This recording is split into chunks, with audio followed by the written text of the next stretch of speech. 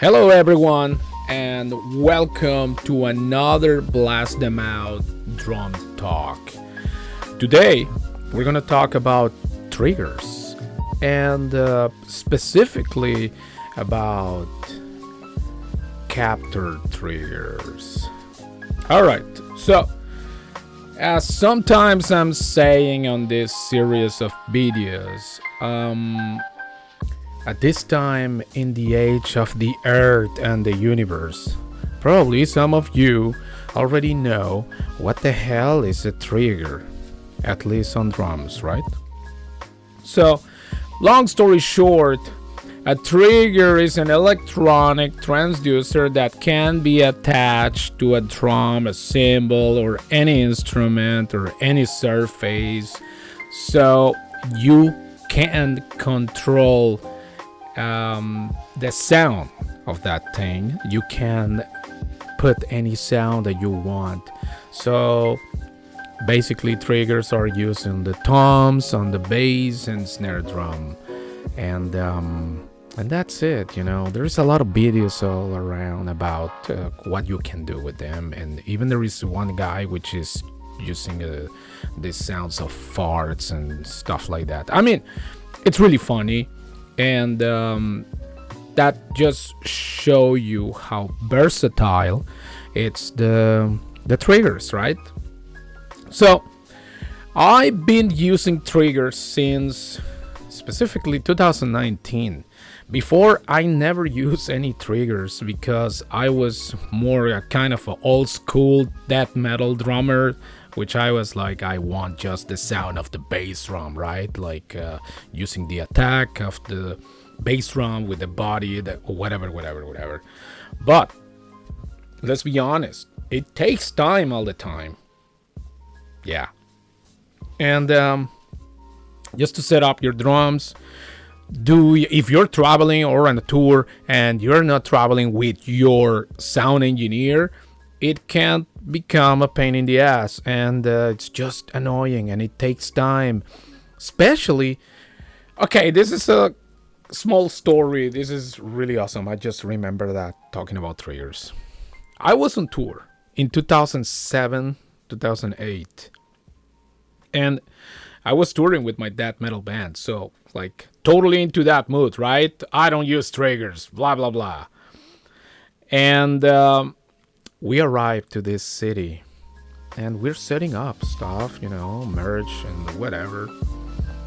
Then these kids, there was two bands before us, and these kids were using triggers.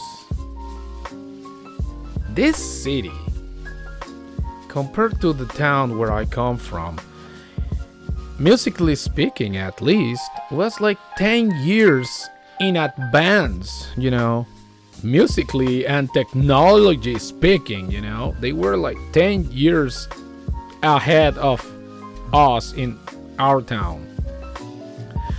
So when we see that they start to install and everything, and they want to do a sound check, literally, they were kids. They were like 16 maximum, and they were playing on this grindcore bands and stuff, like super high speed and high pitch blast beats and stuff. So when they just plug in everything, I just heard the sound of the triggers on the snare and the bass drum, of course, and it was sounding huge. The best thing of that is that they were sounding clear, and that was helping to appreciate the music, like you're just playing all those patterns, those death metal patterns, and it really helps you to make all your hits clear. And also you add body, but everything is a digital signal, right? So I remember being setting up, and then I heard these kids, like they were wearing their school uniforms and they were playing super heavy, and I was like, oh, what the fuck is that? So surprised, the drummer was using triggers, and they were having good equipment, of course. But what it really impressed me was the clarity of the sound. I think it was using a D drum module, and of course he was using D-drum triggers. But the funny part was, like, they were looking so young, and like they were not looking like metalheads at all, but they were sounding fucking heavy. And seriously, I don't remember the band name or which band it was, but I was just impressed. So that's when the idea to consider to use triggers was just stuck in my head, but I never jump into it. I still playing my kind of old school death metal stuff, and it was okay, I had fun. But now in 2019 I started to play with the band that I'm playing now, and they tuned really low, so to have the presence of the bass drum, it's correct to use the triggers. So I jump into the Roland TM1 module, which is really cool.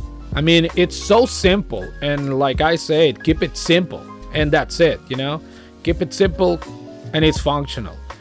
So you just plug one trigger number 2, which in this case can be your snare and your bass drum, and it's just so useful, and it's really sturdy. It's still working as a charm, that thing right now. Another cool thing of that module is that you can use your iPad or your iPhone or your Android phone or whatever to control all the levels of and settings of your triggers. Volume, sensitivity, decay, the level, which is the volume, and it's just so easy to operate, and so effective. Another cool thing with this is that you have these 2 buttons, which is like a stomp box. Well, it's like a guitar pedal, right? So you can change your samples, so you just move right or left, and you're just like changing your sounds, and it's Roland, so it's quality, and it's always loading your stuff like in real time. You don't need to wait like there is other software somewhere, and you need to wait a few seconds until it loads, the samples and everything. With Roland, you don't have that problem. You just click and boom, you have your stuff already there. So with the module being said, I started using Roland triggers, and I didn't change them too much. I think I just changed them once. I bought exactly the same triggers again, one for the snare and one for the bass drum. They still working like a charm. They are really cool. There is nothing else to say. It's so easy, and they are so much effective, and they do the job properly. At some point I bought D-drum, and they work exactly the same. They are really good. They work really well. I think they were more sensitive or something, not sure, but they're doing an excellent job. Only difference is just the cable. You have to use instead to use like with the Roland triggers, just a 1/4-inch cable, you need to use an XLR cable to a 1/4-inch, so you can plug it into your module, and that's it. That's the big difference. Now, why I'm switching? Well, trying capture triggers now, because these ones are supposed to be installed on the bottom, on the plate of your pedal, right? So they're here, you can see them. So when I ordered them, I ordered to be with a 1/4-inch, so that's just super convenient. They look super sturdy, super really well made. They look really good, actually. So what you can find on this little box, two of this. That's what I ordered. You can order just one. It's the second one you have there, and this is the parts that you're going to be installing on the plate, on the base plate of your bass drum, so you can just click them there, and then you can take it out if you want to use your triggers, another pedal, because you have 4 of this, so that's great. What else it includes? Some wipes, so you can clean the surface, which I think is really cool. And you're getting more 3M heavy duty sticky pads, so you can install your triggers, and they're not supposed to move too much, right? So why am I trying Captor triggers? Well, just because when I came across with this brand, I never saw it before. I never heard about them. I heard about other brands, just like the Axis, that they were having that little hammer which was hitting. That thing has not really good reviews. And another cool thing, stickers. That's a lot of stickers right there. I really like that. I like stickers. So the other one is Foot Blaster. I don't know why it didn't catch my attention. I saw it and I was like, I know another drummer which is using Foot Blaster, and I heard that stuff working, and it works pretty well. I was thinking, I was considering those, but seriously, Captor triggers, I don't know why they stick in my head. And also, I know another drummer, an excellent drummer, which he's using these ones. He's using Captor triggers, and he's an excellent drummer. His name is Simon McKay, and he is the drummer for The Agonist. So if you don't know The Agonist, go and check them out right now, because it's an amazing band. So I spoke to him and I make some questions about the Captor triggers, and he told me that they are amazing. They work really well, and also that there is no double triggering, which is important, and that's one of the main reasons why I'm trying these ones now. Because last time I played, some people told me we were missing some of your hits, and I was like, how come? So one of my triggers was not well detecting every hit on the bass drum, and I'm gonna check those triggers, because I think I know what's the problem. The drummer is a problem now. The little sponge, where is that little piezo piece, the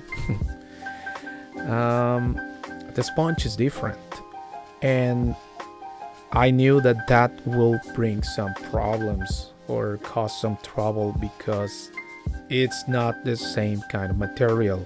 Usually triggers are using, the ones that you put on the toms or in the bass drum, are using a really hard kind of foam, like dark foam. This trigger was like a sponge, and if I was having them here, I will show you the difference, but I'm just gonna show you fast on another video. And but I think that was the main problem, because after I tried to use them again, some people told me that I was having problems with the sound on the triggers. So It's really disappointing because you can see how different, even if it's the same product, but I didn't bought them at the same time. I was just using one, and then I decided to buy the second one, and it was this kind of strange sponge, because it's not a foam, it's sponge. Anyway, so soon I'll be installing these ones, captor triggers, on my Axis Longboard 21, which is my favorite pedal so far. If I can, I'm gonna get soon some other ones, with those strange names, and I'm gonna try to get one. But so far, I'm really happy with my Axis, and unfortunately, this was just only the unboxing of the captor triggers, what you can find on the little box, and I'm gonna install them and I'm gonna use them this weekend. So I'm gonna upload with this video a short video using my new captor triggers, and that's it. Thank you very much for watching, and see you next time on another video. Remember, keep blasting everything that you have around. See ya.